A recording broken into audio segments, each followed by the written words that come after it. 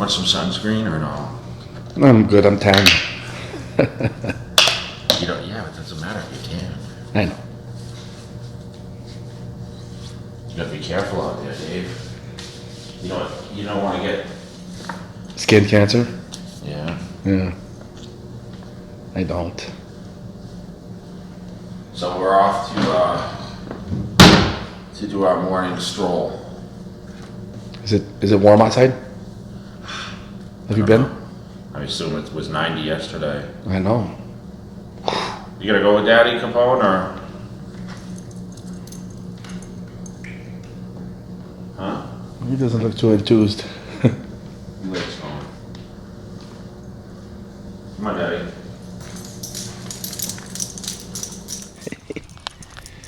How's the weather compared to Cali? It's nice here. Yeah. It's nice, right? It was too hot yesterday, dude. 90 in April. I'm like, dude. No, it's actually, it was pretty. It would probably be that much today, I think. Oh my God! Can you imagine what You know it's what's gonna funny be? though is July. we missed our spring this year. We didn't have a spring really. It went from cold to hot. It went from like freezing cold to super hot. It was weird. Wow. But I'm happy that what nice weather's finally here. You know, I go back to Mass next week and see my dad. How's the weather Very there? excited about that. Well, I heard it was cold the other day, but hopefully, I mean, dude, it's got by the end of April. I mean, it's got to be nice, right? Yeah. The problem is, I mean, even Chicago got snow last week. Did you see that? Terrible. You know, I always had a choice on.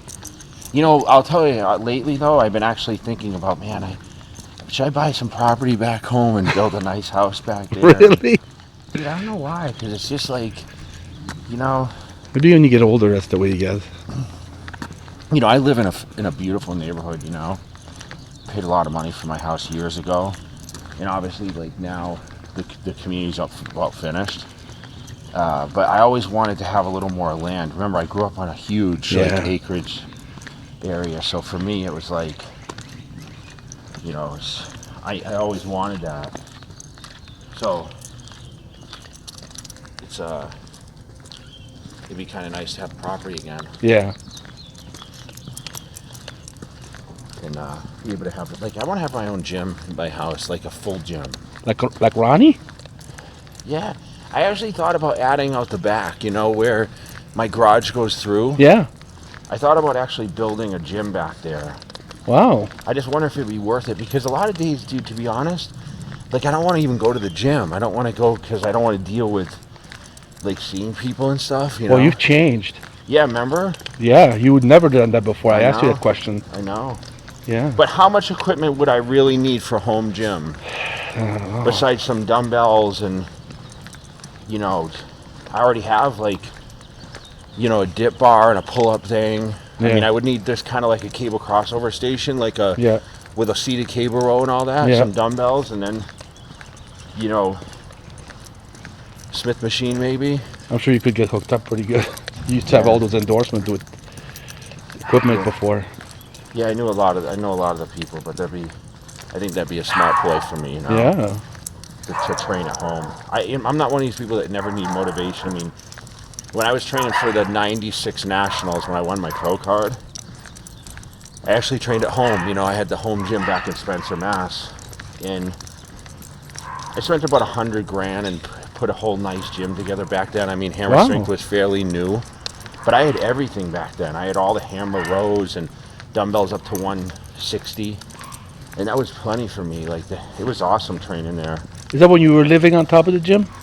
I was living like, I actually stayed, there was like an area, like a staircase that went up, like a spiral staircase, but Matt and I used to train there. We used to train with our shirts off in the gym, and we'd crank up Snoop Dogg, and we'd train over there, so those were the good old days. And then that's when you saw, like, Irv Gell came out and shot all the Muscle Mag pictures and stuff. Okay.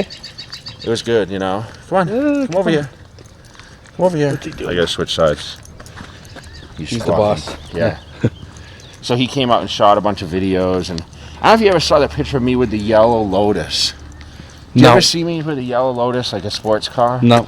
Yeah, they brought down this one. No one had exotic cars really, and they brought this exotic car down, and just for the shoot. Yeah, just for the. Wow. Yeah. That's cool. Yeah, it's pretty cool. So sometimes I miss it at home, you know. Yeah, Man, my parents are getting old, man. I know. My mom, I talked to her the other day, and She's in good health, though, right? yeah, but man? she's slowing down a little bit, you know. I don't know. She's building an addition on our kitchen, you know. Really? Yeah. Why? She wants it. I guess she wants to be able to sit outside, like a sitting area. You know? Oh, I see. Okay, not to cook more. Yeah. Okay. But for her, you know, she sits outside a lot and watches the birds. You know, the bird feeders. And all Yeah, that yeah. stuff. But living in Massachusetts really kind of grounded me a lot, especially moving out to the West Coast. I don't know what it really did for you, like us growing up out there. Come on. But I think it really, like, people work really hard back home, you know? I know.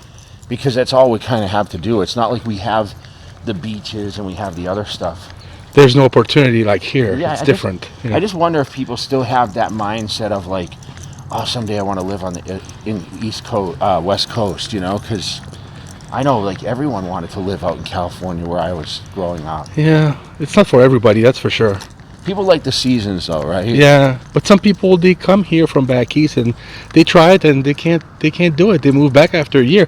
Evan Sanapani is a good example of that. You know, he's in He's in Connecticut. Connecticut, and he loves it. He would never leave for a million years. Yeah. Well, he's got a child and stuff, right? I know, he just loves the season. He loves his house. He loves the state. Like, he would never even. He came here. He competed here, won, the Flex Pro, and never liked California to live. So it's not for everyone. Oh, that's right. You know? He did win out there. Yeah. I don't see him. I go to the show next week, but I see all his people, but I don't see him. Yeah, I guess he's back. His leg is finally. I just saw online that he did an interview with Ron Harris. He'd be a good guy to get as a guest poser. He's great. Yeah, so he's just finally able to train hard again after his injury on his leg and everything. It's been 2 years already. Yeah. So, yeah. You know, I did a video a long time ago with Palumbo, if you remember, and they asked me about who was the most impressive bodybuilder I ever saw. And I remember I mentioned Lee Priest when I first saw him when he was like 20 in the gym, and he was so short and like he was so big he could barely walk, you know. But you know who the big guy that was like no one, like everyone wanted to see him, was Victor Richards. Remember Victor Richards? Oh my God, yes. Dude, he was so big. Yes. I remember seeing him for the first time, and I went to USA to watch when Chris Cormier won. I went down there to see. I was actually going. Chris Aceto was training Paul DeMeo or something. No, he was training Mike Francois for that show. 93. Yeah. So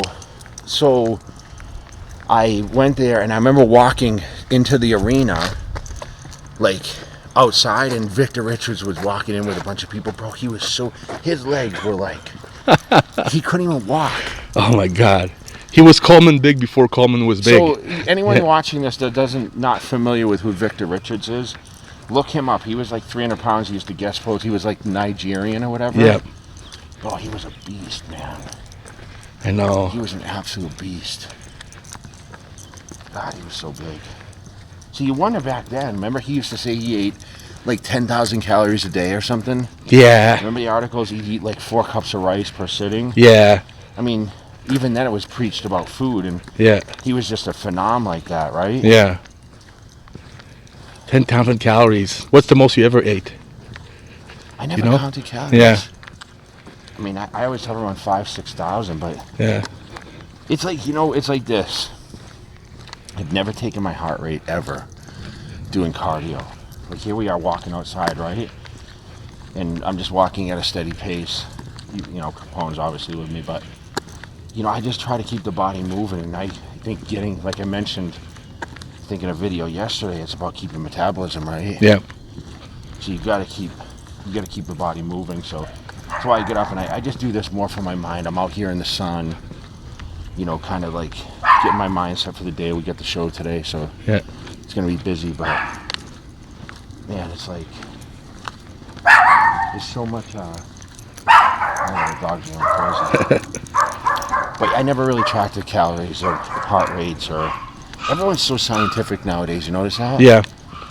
Like when you train, if I said to you, how much rest time do you have between each set? How long do you think it is? Well, I train with a partner, so we kind of just go back and forth. I don't really count, but I would guess about a minute. That long? Yeah. Do you change weights? We increased a No, little do you bit. change? Do you guys train with the same weight? Like so. Oh, when you do your sets, yeah, pretty much. No, sometimes I add more. Yeah. Lately, yeah, I have. So. Yeah. So I wouldn't say more than a minute. 45 minutes, I'm 45 seconds to a minute. Yeah, I do 45 to 60 seconds. Yeah. Which is standard when you're training with a partner. Yeah, Right? yeah. I mean, how long does it take to do a set? You know. Yeah, yeah. I think that's pretty standard. I think that's the most important thing. People take too much rest time too. I remember when we used to train with you for the comeback, you know, and not even in '09 actually when you get to, yeah, and you had all those people, and you were always on us like, hey, stop talking, you know, just do your set, because there's so many people. It was like, you know, ended up being like 2-3 minutes between sets. You didn't like that, but yeah, I got victim to the posse. I know. Right? Yeah. Wow. Well, you know, this you know, most impressive bodybuilders. I got to get into that. You know, Dorian Yates was pretty impressive too. Yeah. I saw him guest posing. When did I guess? 95. 95 in Hawaii before he did the. No, it was at the Hawaiian like Island Championships. They paid me $500 to fly out there. Wow, nice. And I went all the way. I went by myself. And it kind of sucked being there by myself to go into Hawaii. It was my first trip. That was a long flight from the East Coast, bro. Yeah. It's like 14 hours. Oh, wow. But it was fun, you know, and I got to see Dorian, I got to see Mike Matarazzo, and I got to train out there. And You were nobody yet. I was just had a little picture in the magazine. Wow. Amazing what magazines now with social media can change all that, right? Yep. It's insane, man. Wow. So, yeah, that's kind of my impressive bodybuilders. Yep. That's why I want to title this too. Nice. Who's the most impressive bodybuilder? All right. I like your neighborhood. It's nice. Jaywalking.